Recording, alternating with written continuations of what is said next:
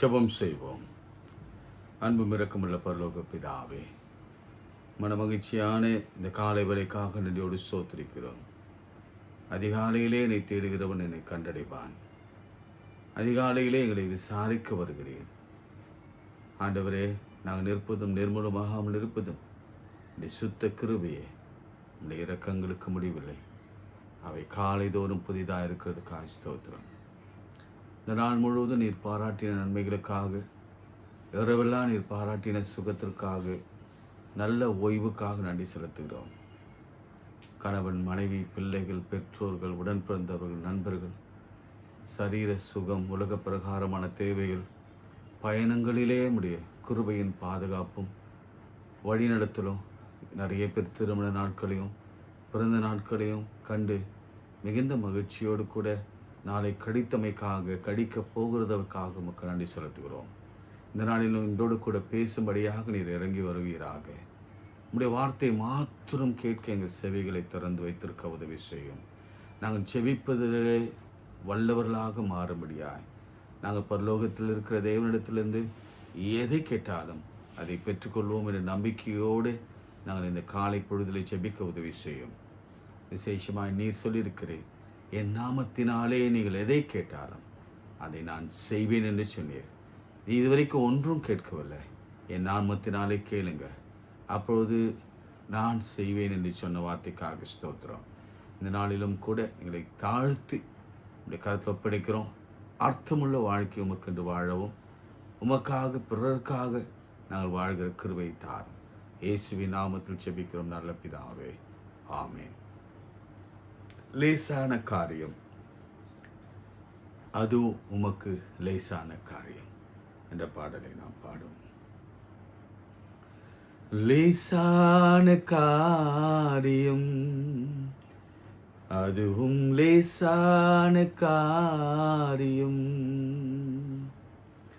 பலனுள்ளவன் பலனற்றவன், பலனுள்ளவன் பலன் இல்லாதவன், யாராயிருந்தாலும் உதவிகள் செய்வது லேசான காரியம். லேசான காரியம். மண்ணை பிசைந்து மனிதனை படைப்பது லேசான காரியம். மண்ணை பிசைந்து மனிதனை படைப்பது லேசான காரியம். மண்ணான மனிதர்க்கு மன்னாவை தருவது லேசான காரியம். மண்ணான மனிதர்க்கு மன்னாவை தருவது லேசான காரியம். உமக்கு இது லேசான காரியம். லேசான காரியம், இதுவும் லேசான காரியம். உயிரற்ற சடலத்தை உயிர் பெற செய்வது லேசான காரியம். உயிரற்ற சடலத்தை உயிர் பெற செய்வது லேசான காரியம். தீராத நோய்களை வார்த்தையால் தீர்ப்பதும் லேசான காரியம். தீராத நோய்களை வார்த்தையால் தீர்ப்பது லேசான காரியம். உமக்கது லேசான காரியம். லேசான காரியம், எதுவும் லேசான காரியம். பலன் உள்ளவன் பலனற்றவன், பலன் உள்ளவன் பலன் இல்லாதவன், யாராயிருந்தாலும் உதவிகள் செய்வது லேசான காரியம். உமக்கது லேசான காரியம்.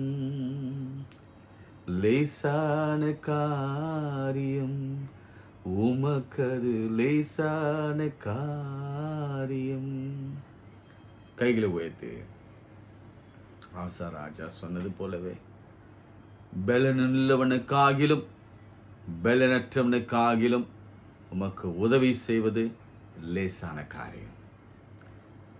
எல்லாம் சேர்ந்து சொல்லுங்க, நாங்கள் பலனற்றோம் ஆண்டவரே. எங்கள் சரீரத்தில் பலன் இல்லை, விசுவாசத்தில் உறுதி இல்லை, நம்பிக்கையிலே நாங்கள் உறுதியாக இல்லை.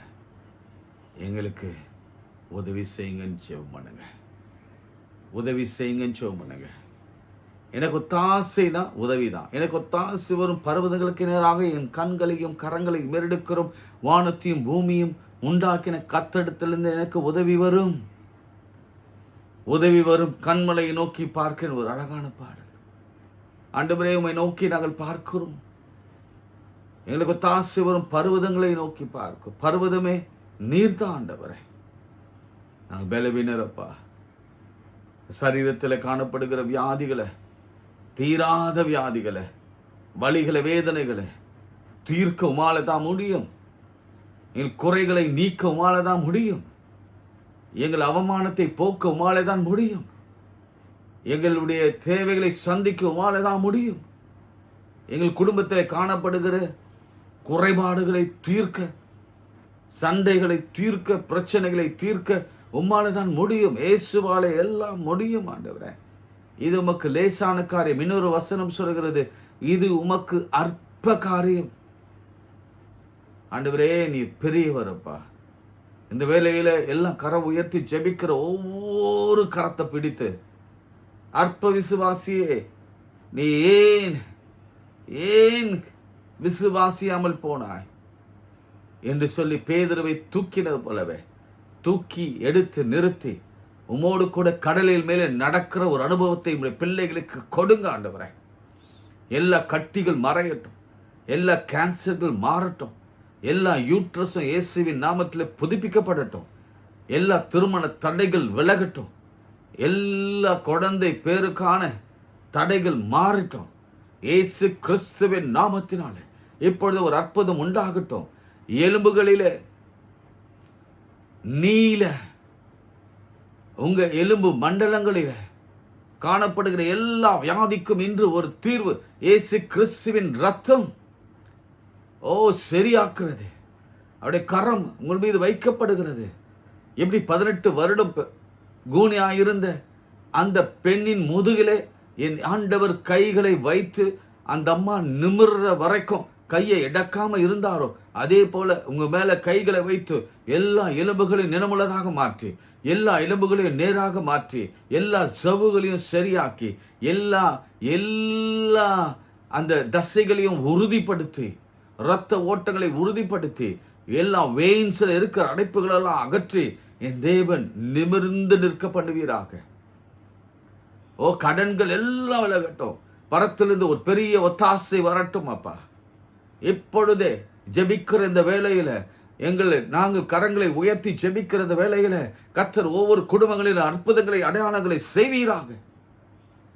அந்த வெளி மாநிலங்கள் இருக்கிற எங்கள் பிள்ளைகள், வெளி தேசங்கள் இருக்கிற எங்கள் பிள்ளைகள், வாலிப பிள்ளைகள் இயேசு கிறிஸ்துவின் நாமத்தினாலே பாதுகாக்கப்படட்டும். கரங்களை உயர்த்தி ஜெபிக்கிறோம். அவர்களுக்காக கரங்களை பிரத்யேகமாக உயர்த்துகிறோம். அவளை விசேஷ தூதர்களை கொண்டு பார்த்து கொள்வீராக.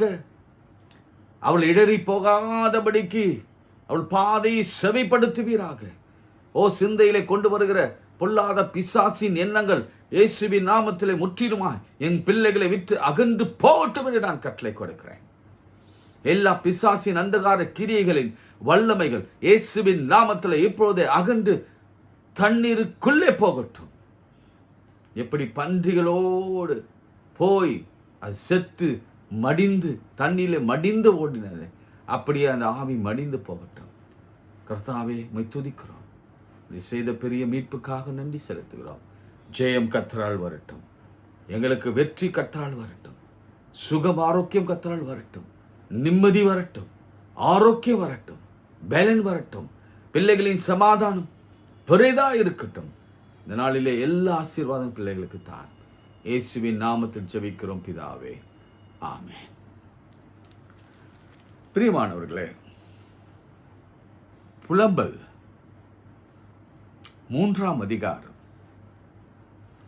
22ஆம் வசனத்திலிருந்து வாசிக்கிறேன். 954 திருப்பிக் கொள்ளுங்க, வேகமாக திருப்பிக் கொள்ளுங்க. இன்னைக்கு ஒரு முக்கியமான ஒரு செய்தியை கர்த்தர் நம்மோடு கூட பகிர்ந்து கொள்ள விரும்புகிறார். நான் ஒரு சாட்சியோடு கூட உங்களுக்கு ஆரம்பிக்க விரும்புகிறேன். அதற்கு முன்பாக நம்ம வேத வசனத்தை வாசிக்க போகிறோம். 22ஆம் வசனத்திலிருந்து நாம் நிர்மூலமாகாமல் இருக்கிறது. சேர்ந்து வாசிங்க. நாம் நிர்மூலமாகாமல் இருக்கிறது கர்த்தருடைய சுத்த கிருபையே, அவருடைய இரக்கங்களுக்கு முடிவில்லை. அவைகள் காலைதோறும் புதியவைகள், உமது உண்மை பெரியதாயிருக்கிறது. கர்த்தரின் பங்கு என்று என் ஆத்துமா சொல்லும். நேற்று ஒரு பங்கு பார்த்தோம்ல, இன்றைக்கு அதை கோடிட்டு வைத்துக் கொள்ளுங்க. கர்த்தரின் பங்கு, கர்த்தரின் பங்கு. Thank you Lord, thank you father. நேற்று எதுக்காக நம்ம அதை பார்த்தோம்? பங்குன்னு சொன்னல, ஞாபகப்படுத்துங்க. கர்த்தரின் பங்கு என்று என் ஆத்துமா சொல்லும். ஆகையால் அவரிடத்தில் நம்பிக்கை கொண்டிருப்பேன். தமக்கு காத்திருக்கிறவர்களுக்கும் தம்மை தேடுகிற ஆத்துமாவுக்கும் கர்த்தர் நல்லவர். ஆமென். கர்த்தருடைய ரட்சிப்புக்கு நம்பிக்கையோடு காத்திருக்கிறது நல்லது.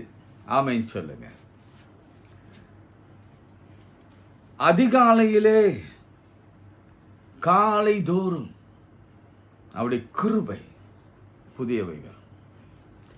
எவ்ரிடே புதிய புதிய கிருபையை கர்த்தர் கொடுத்து கொண்டிருக்கிறார். எத்தனை பேர் ஆமென் சொல்ல முடியும்? இந்த காலை ஜெபம் நம்ம ஆரம்பித்தது முதற்கொண்டு நிறைய பேர் எடுத்த தொலைபேசியின் வழியாகவும் நேரடியாகவும் சொன்ன சாட்சிகள் என்ன தெரியுமா? ஐயா, நம்ம இந்த ஏர்லி மார்னிங் ப்ரேயர் ஆரம்பித்ததிலிருந்து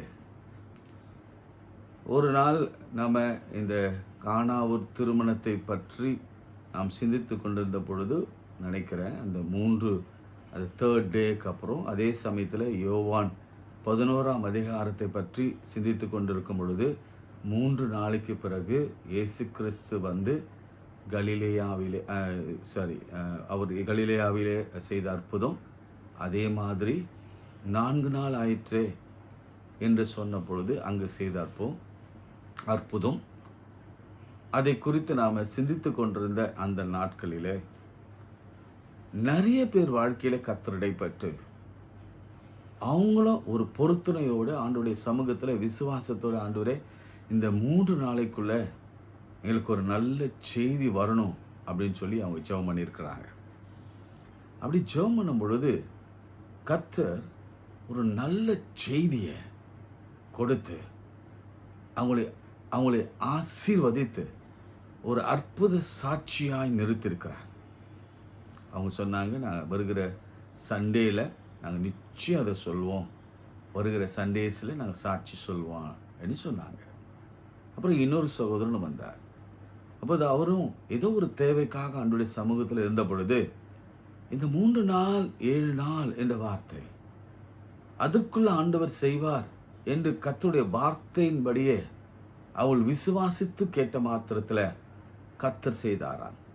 ஒரு சகோதரனுக்கு செய்தார், ஒரு ஃபேமிலியில் செய்தார், இன்னொரு ஃபேமிலியிலும் செய்தார். இப்படி எண்ணக்கடங்கா சாட்சிகள் காலைதோறும். அதனால தான் இந்த காலைதோறும் இந்த ஜெபத்தை இன்னும் ஆழமாக நம்ம கற்றுக்கொள்ள வேண்டும். நம்ம பலவந்தப்படுத்துகிறவன் அதை பற்றி கொள்வான் அப்படின்னு நான் சொன்னேன்ல. ஆனால் அதிகாலையிலே நான் கண்ணீரோடு சொன்னேன், இப்போ அதிகாலையிலே ஜெபிக்கணும். அதிகாலையில் ஏன் அதிகாலை ஜெபிக்கணும்? சரி, இதை நம்ம பார்க்கலாம். முதல்ல ஏசாயா 50ஆம் அதிகாரம் 4ஆம் வசனத்தை கொஞ்சம் திருப்பிக் கொள்ளுங்க. ஏசாயா 50ஆம் அதிகாரம் 4ஆம் வசனம். பக்கம் 857. இளைப்படைந்தவனுக்கு சமயத்துக்கேற்ற வார்த்தை சொல்ல நான் அறியும்படிக்கு கர்த்தராகிய ஆண்டவர் எனக்கு கல்வி மானின் நாவை தந்தருளினார். காலைதோறும் என்னை எழுப்புகிறார். கற்றுக்கொள்கிறவர்களைப் போல நான் கேட்கும்படி என் செவியை கவனிக்க செய்கிறார். கர்த்தராகிய ஆண்டவர் என் செவியை திறந்தார். நான் எதிர்க்கவும் இல்லை, நான் பின்வாங்கவும் இல்லை. அடிக்கிறவனுக்கு என் முதுகையும் தாடை மயிரை பிடுங்குகிறவர்களுக்கு என் தாடியையும் ஒப்பு கொடுத்தேன். அவமானத்திற்கும் உமிழ்நீருக்கும் என் முகத்தை மறைக்கவில்லை. நான் அந்த ஒரு வசனத்தோட 4ஆம் வசனத்தோடு நின்றிருந்தா இது யாரை குறித்து சொல்லப்பட்டது, தீர்க்க தரிசனம் சொல்லப்பட்டதுன்னு உங்களுக்கு தெரியாமல் போயிட்டுருக்கோம். இப்போ சொல்லுங்க, இது யாரை பற்றி சொல்லப்பட்டிருக்கிறது? இயேசுவை குறித்து சொல்லப்பட்ட ஒரு தீர்க்க தரிசனம். திரும்ப இப்போ வாசிக்கிறேன், கவனிங்க. இப்போ கவனிங்க, இயேசு கிறிஸ்துவை குறித்து தீர்க்க தரிசனம் இது. இளைப்படைந்தவனுக்கு சமயத்துக்கேற்ற வார்த்தை சொல்ல நான் அறியும்படி, நான்னா ஆண்டவராகி இயேசு, கர்த்தராகிய ஆண்டவர் எனக்கு கல்வி மானின் நாவை தந்தருளினார். யாருக்கு? ஆண்டவர் இயேசுக்கு. காலைதோறும் என்னை எழுப்புகிறார். யார் எழுப்புகிறார்? ஆண்டவர் இயேசுவை. கற்றுக்கொள்கிறவர்களை போல நான் கேட்கும்படி என் செவியை கவனிக்க செய்கிறார். யாருக்கு? இயேசுவை. அப்போ யோசிச்சு பாருங்க, தம்முடைய ஒரே பேரான குமாரன் அவருக்கும் இந்த உலகத்தில் இருக்கும் பொழுது கர்த்தர், நம் தகப்பன் கர்த்தர், சர்வ வல்லவர், எல்ஷடாய் சர்வ வல்லவர், அதோனாய் என் எஜமானர், அவர் தம் மகனுக்கே என்ன செய்யறாராம்? காலை தோறும் எழுப்புகிறார். அவர் எழுப்பணும்னு அவசியமாங்க? அவர் ஜெபிக்கணும்னு அவசியமா? நீங்க யோசிச்சு பாருங்க, இந்த வசனத்தை படிச்சு பாருங்க. காலை தோறும் என்னை எழுப்ப, யார? இயேசுவை, அவருடைய குமாரனை அவர் எழுப்புகிறார். எத்தனை பேர் நம்ம பிள்ளைகளை எழுப்பியிருக்கோம்? என்ன உட்பட தான் சொல்றேன். எழுந்து ஜெபம் பண்ணுப்பா சொல்லியிருக்கிறோமா? இல்லை. தகப்பன் நமக்கு ஒரு பெரிய மாதிரியை வைத்து போயிருக்கிறார். சர்வ வல்லவர் அவர். அவரை போல என்னால் இமேஜின் கூட பண்ண முடியல. அவர் சொல்றாரு, எனக்கு கல்வி மானின் நாவை தந்தருளினார், கொடுத்திருக்கிறார். எனக்கு அந்த நாவு இருக்கு, கல்வி மாவின் நாவு இருக்கு, நல்ல இன்டெலிஜென்ஸ் இருக்கு. ஆனாலும் காலை தோறும் நீ எழுப்புகிறார். நாம் என்ன செய்யறோமா? நம்ம பிள்ளைகளை எக்ஸாம்னா காலையில் ஏஞ்சி படிப்பா. நம்ம காலங்களில் சொல்லுவாங்கல்ல, ஏய் காலையில் படி, அப்போ தான் ஃப்ரெஷ்ஷாக இருக்கும், டிஸ்டர்பன்ஸ் இல்லாமல் இருக்கும். பரீட்சைக்கு நம்ம எழுப்புவோம், ஆனால் ஜெபிப்பதற்கு நம்ம எழுப்பினதே இல்லை.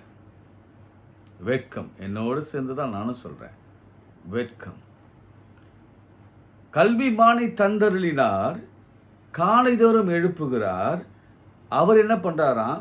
கற்றுக்கொள்ளுகிறவர்களைப் போல, அவர் ஒன்றும் தெரியாதவர் போல நான் கேட்கும்படி என் செவியை கவனிக்க செய்கிறார்.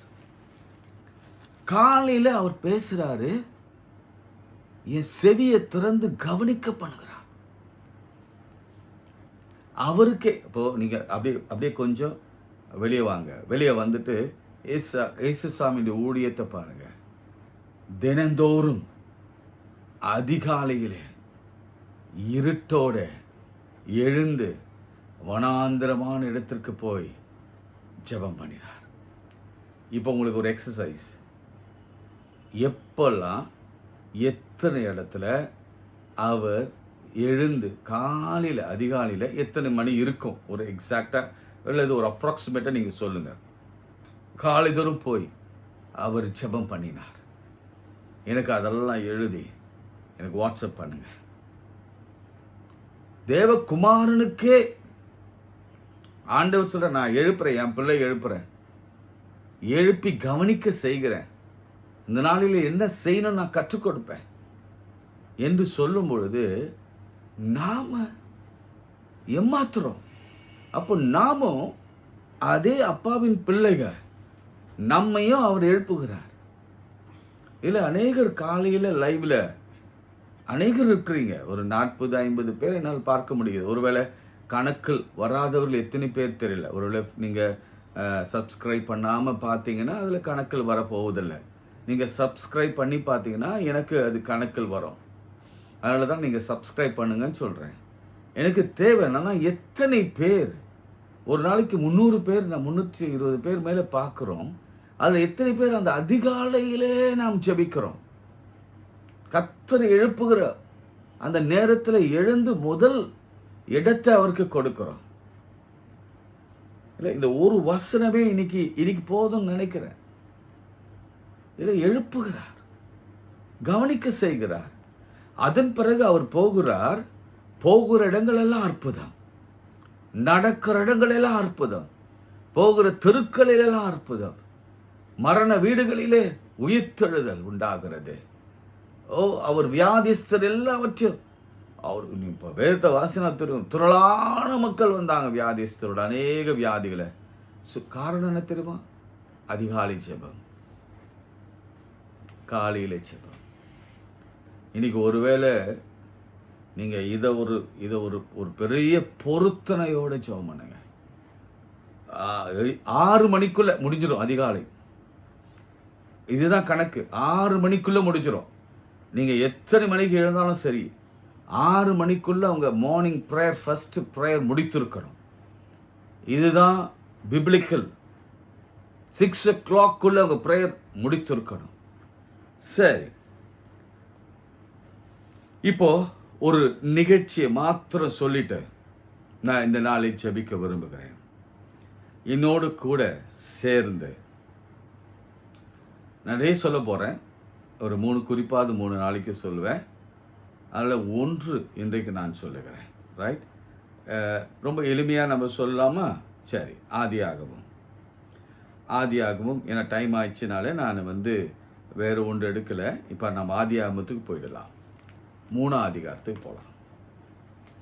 3ஆம் அதிகாரம் 8ஆம் வசனம் என்று நினைக்கிறேன். ரைட், ஆதியாகமும் 3, ஏன்னா பேசிக்லேருந்து நம்ம போகலாம். 8ஆம் வசனம். ரைட், அவர் பகலின் 3ஆம் அதிகாரம் 3வது நம்பராக தான் இருக்குது. சரிங்க, ஓகே. பகலில் குளிர்ச்சியான வேளையிலே தோட்டத்தில் உலாவுகிற தேவனாகிய கர்த்தருடைய சத்தத்தை அவர்கள் கேட்டார். பகலில் குளிர்ச்சியான வேலை எது? 3 to 6. அதான் உங்களுக்கு முன்னமே சொன்னேன். பகலில் குளிர்ச்சியான வேலை அந்த 6 மணிக்குள்ள. என் ஆண்டு கர்த்தர் தினந்தோறும் அவர்களை பார்க்க வந்த நேரம் குளிர்ச்சியான ஏர்லி மார்னிங், அதிகாலை வேலைங்க. இது ஜெனசிஸ். நான் சொல்றது ஜெனசிஸ். அவர் படைத்த முதல் ஆதாம் ஏவாளை சந்திக்க வந்த நேரம் பகலின் குளிர்ச்சியான அதிகாலை வேலை. மறந்துடாதீங்க. கர்த்தரும் தூங்க மாட்டார், இல்லை? அவர் உறங்குறதும் இல்லை, தூங்குறதும் இல்லை. 24/7 அதிகாலையிலே தேடி வருகிறார். தேடி வந்தோடனே ஒரு பெரிய அதிர்ச்சி அவருக்கு. என்னன்னா, தினந்தோறும் அதிகாலையில் இவரை சந்திக்க ஓடி வருவாங்க அவங்க பிள்ளைங்க. அவருடைய மகன் ஆதாம், அவருடைய மகள் ஏவாள் ஓடி வருவாங்க அப்பாவை தேடி. அப்பான்னு ஓடி வருவாங்க, தெய்வமே என்று ஓடி வருவாங்க. அவங்க என்ன சொல்லி கூப்பிட்டாங்கன்னு எனக்கு தெரியாது, ஆனால் சர்வ வல்லவரேன்னு கூப்பிட்டு ஓடி வருவாங்க. ஒவ்வொரு நாளும் எதிர்பார்த்து இருப்பாங்க. ஆனால் அன்னைக்கு அவங்க மறைந்து கொண்டாங்க. காரணம் பாவம். சரி, நான் காலையில் அந்த பாவத்துக்கு நான் போக விரும்பலை. அப்பொழுது ஆண்டவர் கூப்பிடுகிறார், ஆதாமே நீ எங்கே இருக்கிறாய்? சரி, அந்த நிகழ்வு எல்லாம் உங்களுக்கு தெரியும். அது நிகழ்வு தெரிந்த உடனே அவர் காலையில் வந்த பிறகு அவர் 2 பேரையும் நியாயம் தீர்க்கிறார். எப்படி நியாயம் தீர்க்கிறார் என்று பார்த்தா, நீங்கள் ஏவாளை விட்டுருங்க, ஏவாளுக்கு ஒரு நியாயம் தீர்ப்பு நடக்கும். அது என்னென்னா, வேதனையோடு பிள்ளை பெறுவாய், உன் ஆசை உன் புருஷனை பற்றி இருக்கும், அவன் உன்னை ஆண்டு கொள்வான் என்றார். அதே போல 17ஆம் வசனத்தில், நீ மனைவின் வார்த்தையை கேட்டு செவி கொடுத்து புசிக்க வேண்டாம் என்று நான் விளக்கின ஜீவத்தின் விருட்சத்தின் கனியை புசித்தபடினாலே பூமி உன் நிமித்தம் சபிக்கப்பட்டிருக்கும். நீ உயிரோடு இருக்கும் நாளெல்லாம் வருத்தத்தோடு அதனுடைய பலனை புரிவாய். அது உனக்கு முள்ளும் குறுக்கு முழிப்பிக்கும். வெளியிலே பயிர் விளைகளை புசிப்பாய். வேர்வை சிந்தி நீ உழைப்ப. அவர் சொன்னார். ஆனால் நியாய தீர்ப்பு என்ன தெரியுங்களா? நீ புசிக்கும் நாளிலே சாகவே சாவாய். ஆனால் அவருடைய கிருபை என்ன தெரியுமா? அதிகாலையிலே வந்ததுனால அவருடைய கிருபை என்ன தெரியுமா? உன்னை நான் சாக பண்ண மாட்டேன், உன்னை நான் வாழ பண்ணுவேன். நீ வாழ்வ, ஆனாலும் நீ ஆண்டு கொள்வாய். நீ பூமியை பண்படுத்தி அதில் பயிர் வைப்பாய். உனக்கு வேர்வை வரும், வேர்வையும் நல்லது. நீ உழைப்ப, அதனால உனக்கு உடல் நல்ல சுகம் கிடைக்கும். இதுக்கு முன்னாடி நீ உழைக்கவே இல்லை, நிறைய ஒபிசிட்டி வந்திருக்கும், உடல் குண்டாயிருக்கும், அதனால உனக்கு வேதனை வந்திருக்கும்.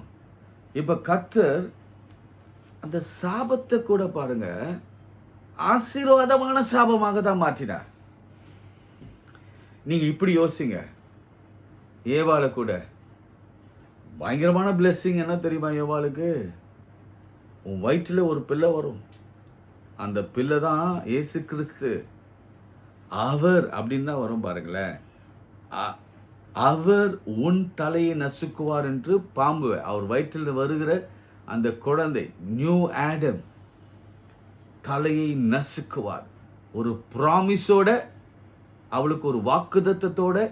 இத்தனைக்கும் அவளை பிளேம் பண்ணவே இல்லை ஆண்டவர். அவர் சொன்னார், சரி ஏதோ பண்ணிட்டீங்க விடுங்க.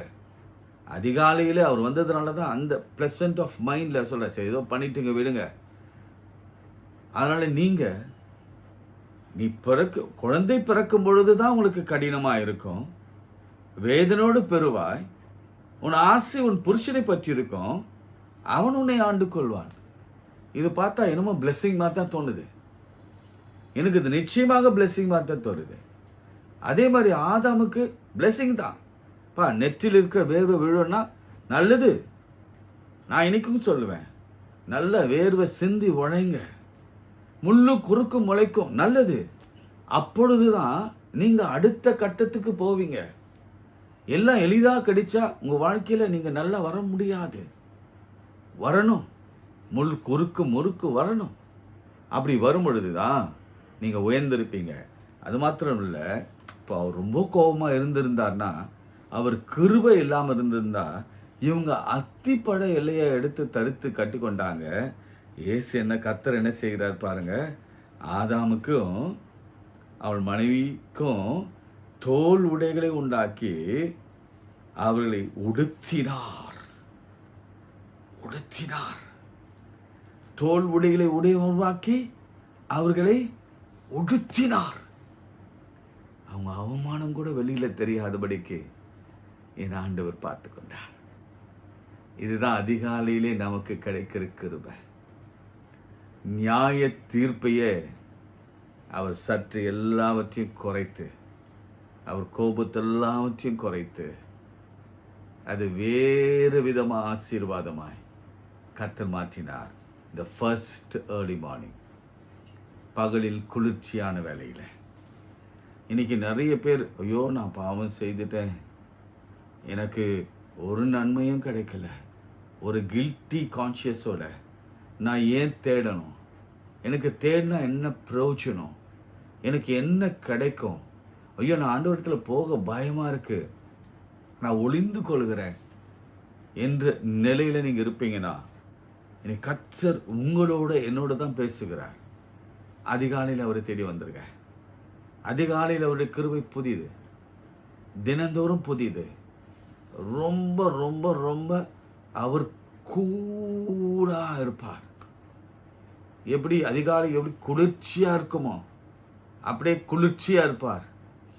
நீங்க யோசிச்சு பாருங்க, இவங்க அந்த கனியை தின்ற உடனே அவர் கோபத்தில் அவர் முன்பு சொல்லியிருந்த சாபத்தை, நீ சாகவே சாவாய், புசிக்கும் நாளிலே சாகவே சாவாய் அப்படின்னு சொல்லி கொலை பண்ணியிருந்தா, அழித்திருந்தா, விரட்டியிருந்தா என்ன நடந்திருக்கும் யோசிச்சு பாருங்க.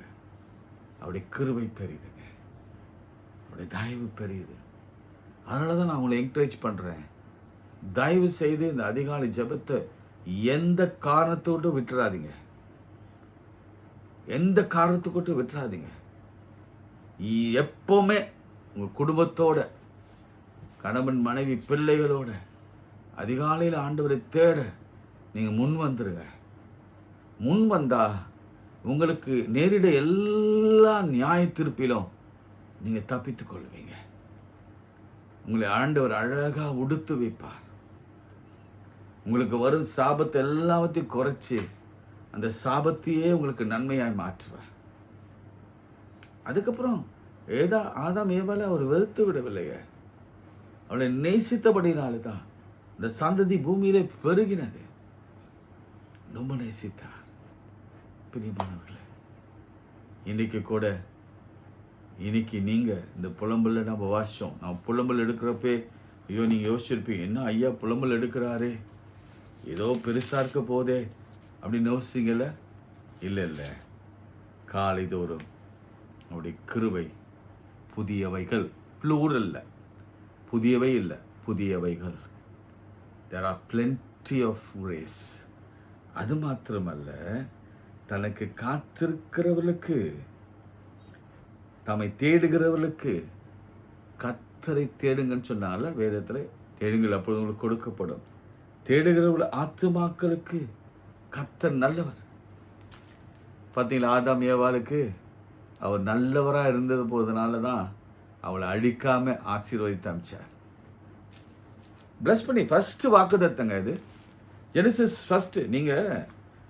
நீங்கள் சரியா புரியல உங்களுக்கு, நான் நினைக்கிறேன் 3ஆம் அதிகாரத்தில் ஃபர்ஸ்ட் வாக்குத்தத்தம் பைபிளே, என்டையர் பைபிள ஃபர்ஸ்ட் வாக்குத்தத்தம் தெரியுங்களா?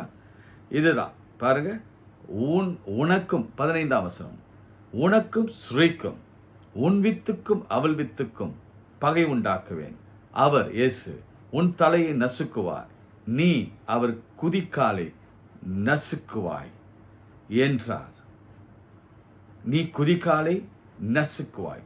First promise in the Bible யாரு? இயேசு சிலுவையில் அவன் தலையை நசுக்கினார். அந்த வாள் மட்டும்தான் இப்போ ஆடிக்கொண்டிருக்கிறது. ஃபர்ஸ்ட் ப்ராமிஸ் யார் கொடுத்தார் தெரியுமா? ஏவாளுக்கு தான் கொடுத்தார். First promise. அந்த ஏவாள் யார் தெரியுமா? பழத்தை பறித்து தின்னவங்க. அந்த ஏவாள் யார் தெரியுமா? தன் கணவனுக்கும் கொடுத்தவங்க. அந்த ஏவாள் யார் தெரியுமா? கணவன் மனைவி ஒன்றாக தான் இருக்கணும், ஆனால் ஒரு நாள் கணவனை விட்டு தனியே பிரிந்து போய் அந்த ஸ்னேக் இடத்துல பேசினவங்க. அந்த ஏவாளுக்கு கொடுத்த ப்ராமிஸ் திரும்ப சொல்கிறேன்.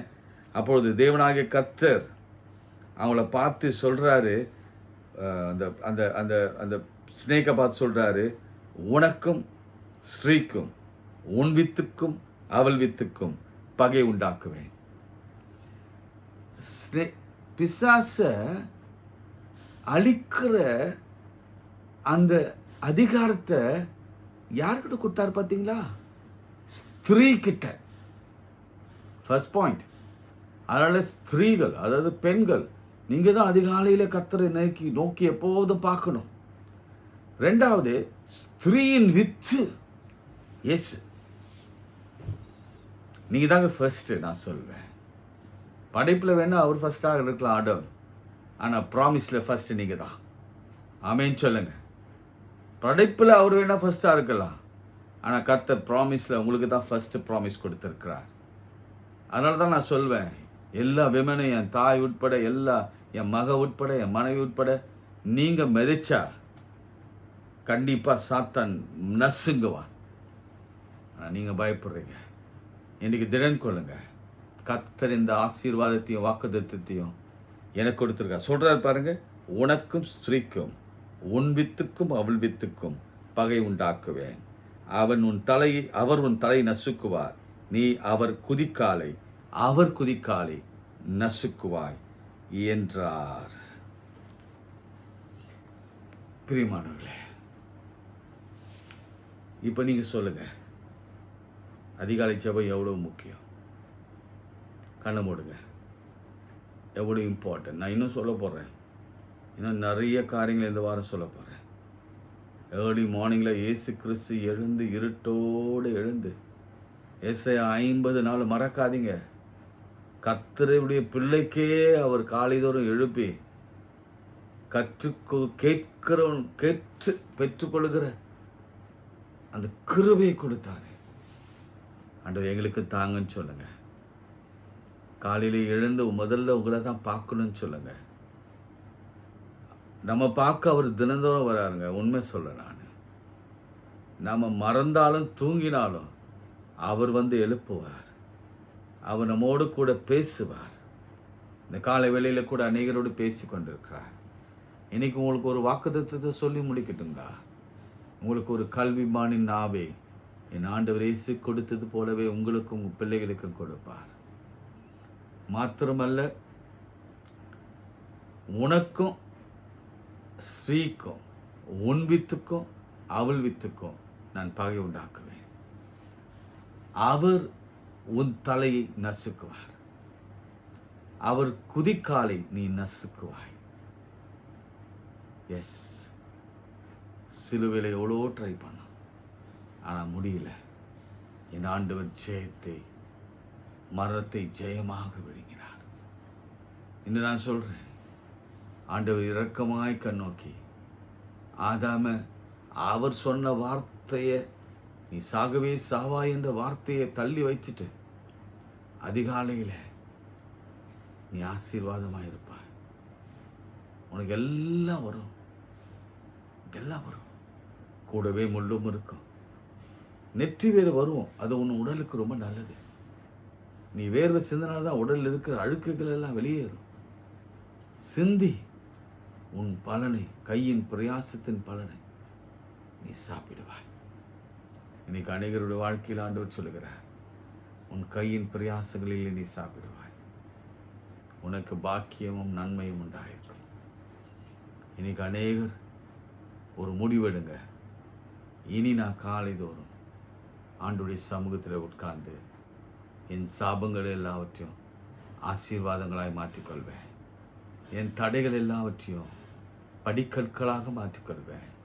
என் பிரச்சனைகளுக்கு எல்லாவற்றுக்கும் கர்த்தர் ஒரு பரிகாரத்தை கொடுத்து சிலுவையில் என்னை மீட்டுக்கொள்வார்.